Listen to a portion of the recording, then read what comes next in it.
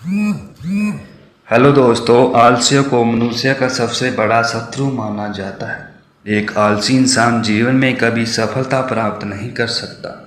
ये कहानी आलस्य की बुरी आदत को हटाने और आपको स्वाधीन बनाने के लिए है। कृपया इसे पूरी सुने और समझें और देखें दोस्तों। चलो दोस्तों, आज की कहानी शुरू करते हैं। किसी खेत में एक पेड़ पर चिड़िया अपने बच्चों के साथ रहती थी। वह दिन भर दाना चुगती और शाम को आकर अपने बच्चों को खिलाती।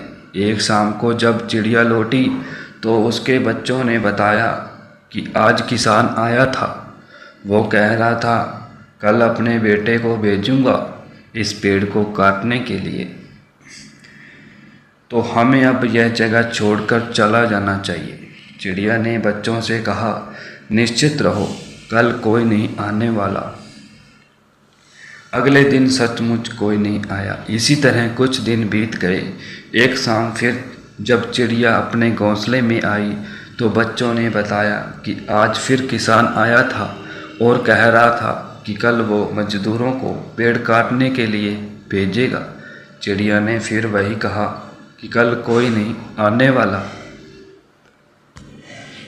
अगले दिन सचमुच कोई नहीं आया। इसी तरह कुछ दिन और निकल गए। फिर एक दिन बच्चों ने चिड़िया को बताया कि आज किसान आया था और कह रहा था कि कल वो खुद पेड़ काटने आएगा। चिड़िया ने अपने बच्चों से कहा कि अब हमें यह घोंसला छोड़ देना चाहिए। चिड़िया ने तब तक पास के पेड़ पर अपना घोंसला बना लिया था और बच्चों को वहां लेकर चली गई। अगले दिन चिड़िया के बच्चों ने देखा कि किसान आया और उसने पेड़ काट दिया। बच्चों ने चिड़िया से पूछा कि आपने जैसा कहा ठीक वैसा ही हुआ। आपने जब कहा पेड़ काटने कोई नहीं आएगा, उस दिन कोई नहीं आया, और आपने जब कहा आज पेड़ काट दिया जाएगा, उस दिन पेड़ सचमुच काट दिया गया।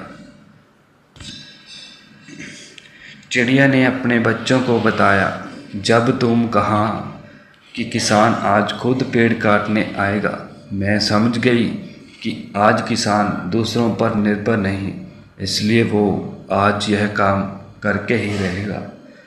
इसके लिए किसान अपने बेटों व मजदूरों पर निर्भर था, इसलिए निश्चित नहीं थी।